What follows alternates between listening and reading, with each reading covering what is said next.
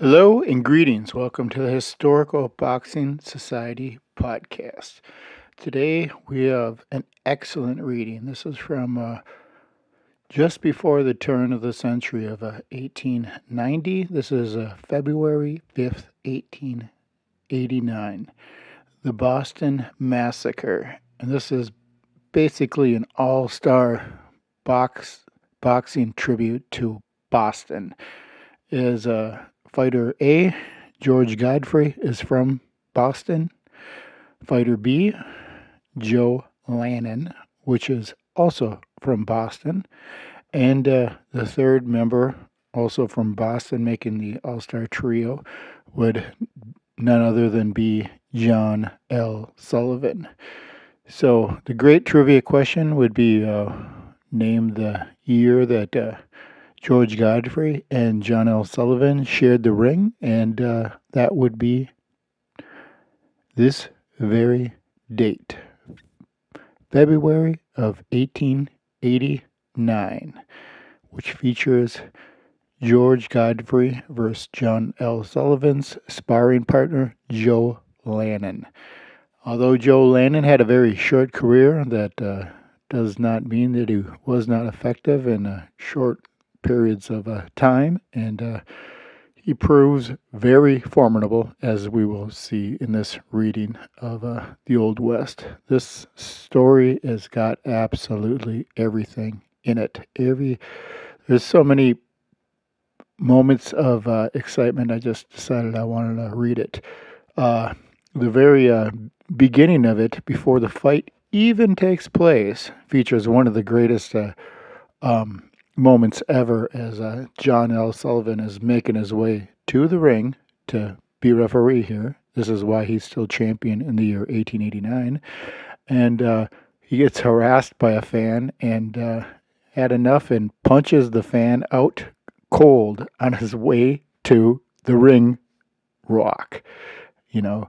Before he even gets into the ring, he levels a fan. It says it right in the newspaper. It's some of the greatest tales of the Old West that we could ever imagine. So amazing that there's no need for fiction, as the truth is incredible in its own self. So I want to celebrate today as we finally finish my work season and I'm able to devote a little bit more time to my podcast. And I just want to do a cheers to a little bit of freedom in boxing history.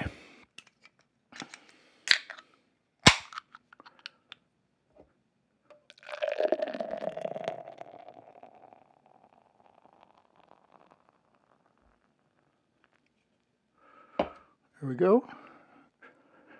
To Old Chocolate George Godfrey. May your soul and story live on.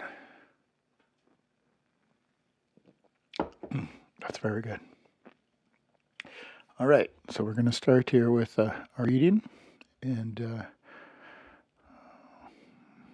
going to read it verbatim as how it goes.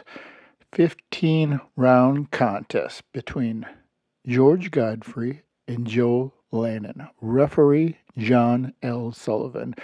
This is from the San Francisco Examiner, February 5th, 1889. Beautiful. Boston, February 4th. The Crib Clubroom was crowded this evening with perspiring, panting hundreds, many of whom paid $5 to see George Godfrey, the colored boxer, and Joe Lannon, the South Boston heavyweight, don the gloves. Fearing of slogging and well-known feelings existed between the men, rousting sporting people to fever as the bet and police's expectations of a police presence in numbers were expected.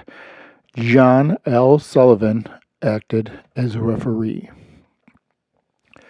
The big fella had a little scrap on the side by accident as he pushed his way through the heated throng and crowd. A 6-foot stranger resented John's forwardness and inability to fight a black heavyweight and dealt Sullivan a stinger on the right ear. In less than a jiffy, the stranger was on the floor out cold, as a jump on his jaw showed that John's good right arm was still game, as the crowd cheered on Sullivan's antics. Referee John L. Sullivan announced the conditions: 15 rounds, Queensberry rules. If both men were on the feet at the end of the 15 rounds, the match was to be declared a draw.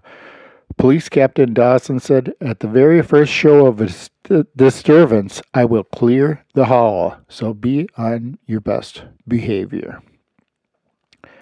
The fighters. George Godfrey jumped into the ring, attended by his brother Jim and Pete McCoy. The black boxer's skin glistened upon the lights. His eyes were clear, and his flesh showed good conditioning as he was in peak condition. Godfrey scaled in at 178 pounds. Joe Lannon scaled in at 10 pounds more, 188 pounds. Joe disappointed his admirers somewhat at the first glance as he threw off his shirt, but he proved he was in good form, as the results proved. Lannon did all the leading in the first round, and Godfrey cleverly dodged some dangerous right-handers. In the second round, after Godfrey landed with his left on Joe's mouth, the latter rushed Godfrey in a fury. Godfrey ducked and both went to the floor.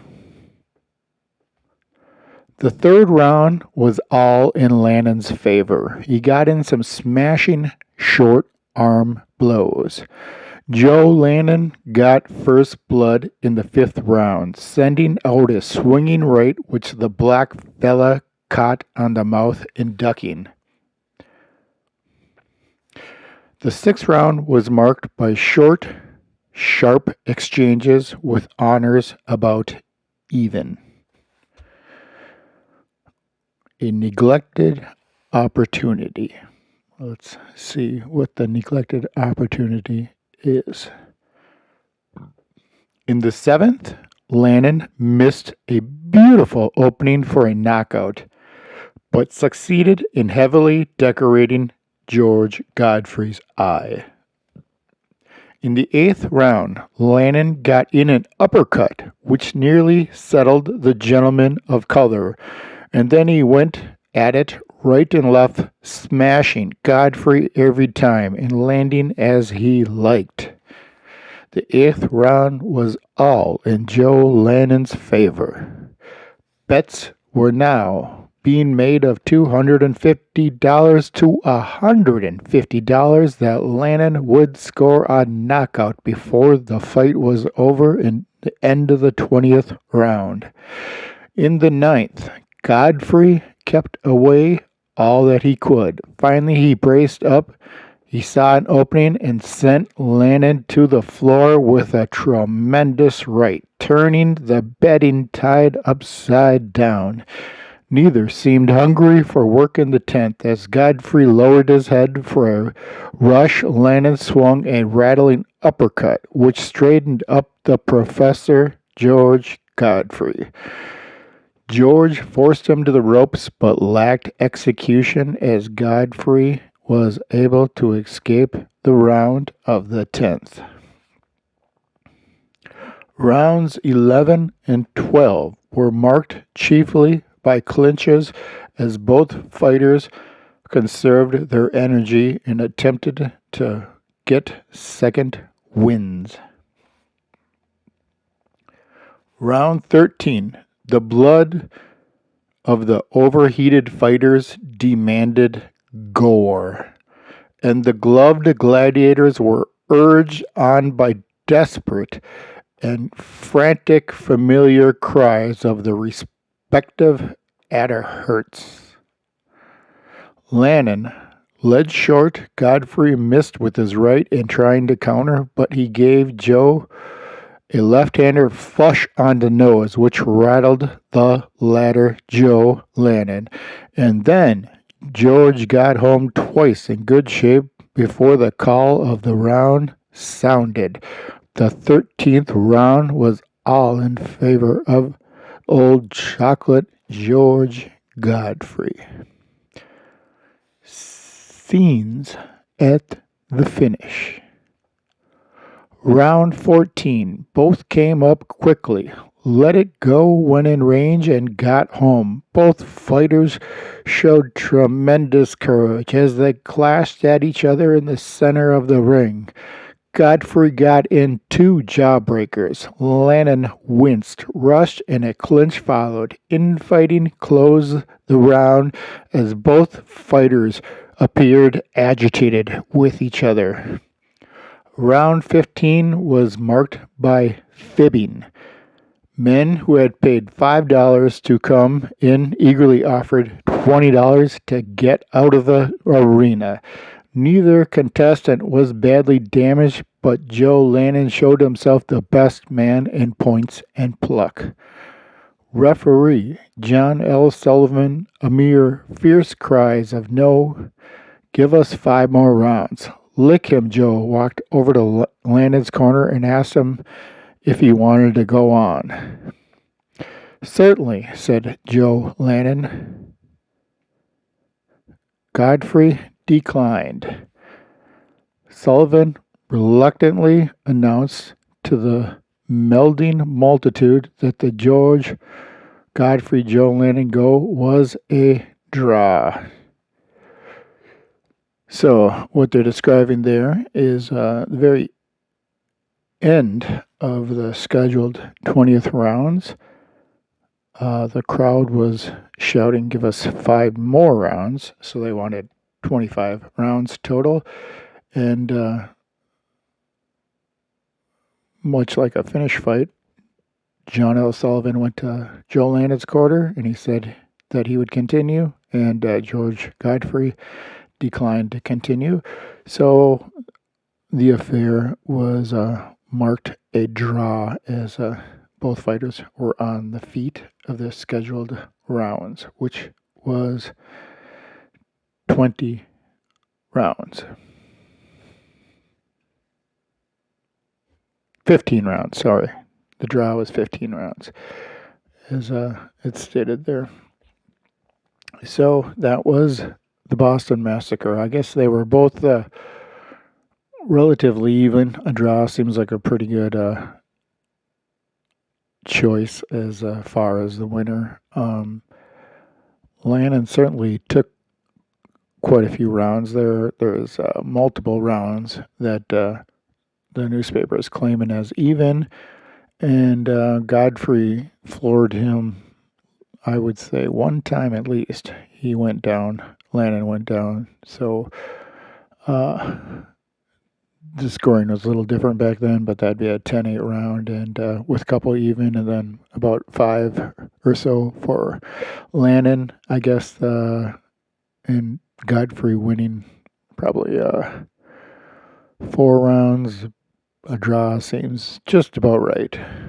So quite the excitement between Joe Lannon and George Godfrey, as that's a very competitive match with both of them going at it. So this is Godfrey's first match after the Peter Griffin bout. That was the summer of 1888, and this is February of 1889, when Godfrey got a little bit of rust there as he waits a good solid 7 months off. So he perhaps may have been a little rusty here, but nonetheless he was in good shape, and he produced a pretty solid draw, I guess, with Joe Lannon, and probably a little bit of a disappointment on his part, but he did not lose, so that it is what it is. So good effort from George Godfrey, and that was the Boston Massacre, February 1889. George Godfrey versus Joe Lannon, number 1. Thanks for listening. Cheers.